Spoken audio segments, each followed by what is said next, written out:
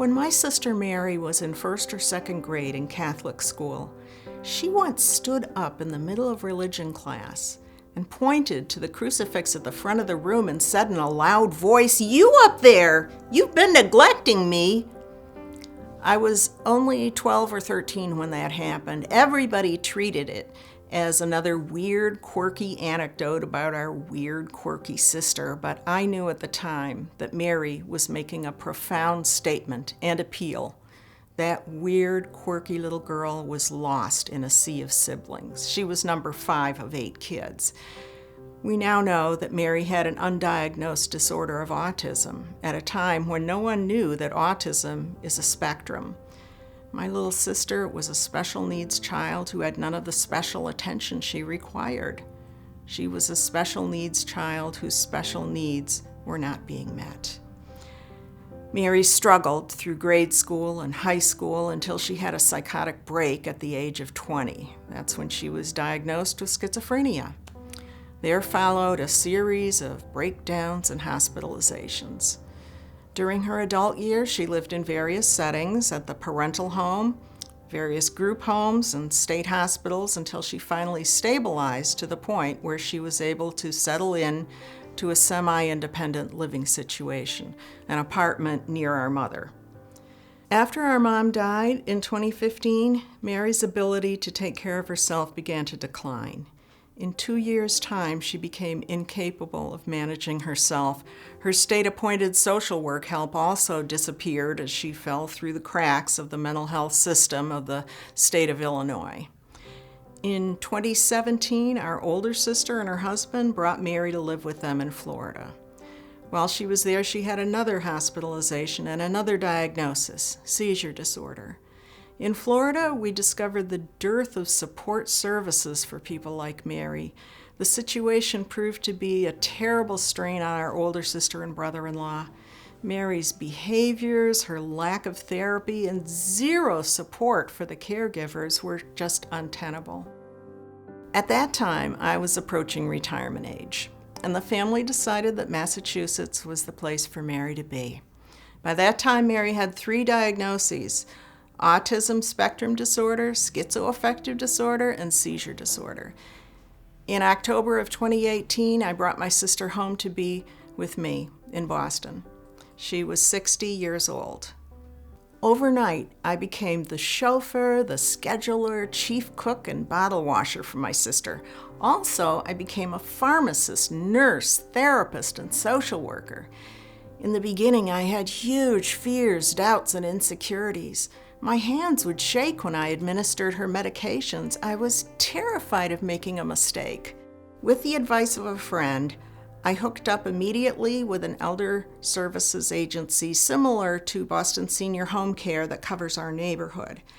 They hooked us up with an adult day health program for 3 days a week, Meals on Wheels for the other 2 weekdays, and a homemaker/companion for Mary who comes in once a week.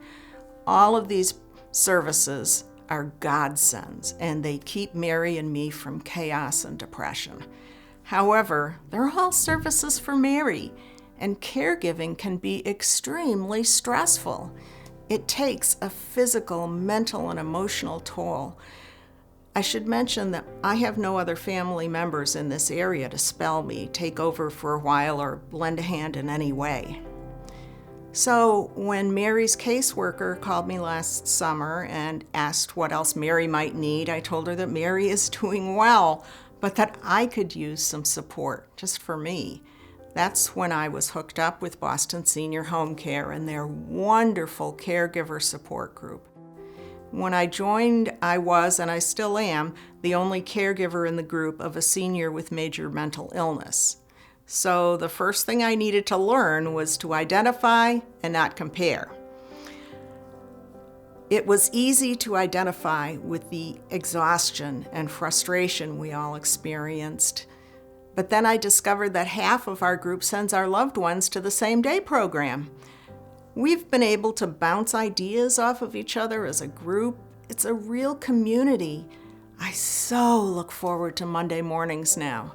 I see my sister off in the van to the day program, and then I settle in with a cup of tea and join my caregiving buddies for an hour of support and fellowship, wisdom and care. The second thing I learned was to accept help for me. After I shared about leaving Mary on her own for periods of time on certain days and not being able to check in on her, I asked our wonderful family caregiver advisor to send me a communications device that I can use in such circumstances. What a gift! Most recently, we are the proud recipients of 2 computer tablets as part of a pilot program in caregiver care receiver communications. We also received a mechanical companion pet dog that breathes rhythmically and is very calming. And I have to confess that I use it more than my sister. It's wonderfully hypnotic. The best gift I received from Boston Senior Home Care was a care package, just for me, the caregiver. The package contained a gift card to Dunkin' Donuts and some useful items like a tote bag, notepad, thermos bottle, but the most meaningful item in my care package was a personal thank you note thanking me for being a caregiver. I was so touched it brought tears to my eyes. And so it is with gratitude that I return my thanks to Boston Senior Home Care for the very meaningful support you have given me. This program has kept me from going off the edge at times. I've heard it said that the caregiver often passes before the care recipient. So speaking as a caregiver, I believe we need all the support we can get. In that vein, I urge you to support Boston Senior Home Care in the important, life-saving, sanity-preserving services that they provide to people like me and my sister. Thank you all.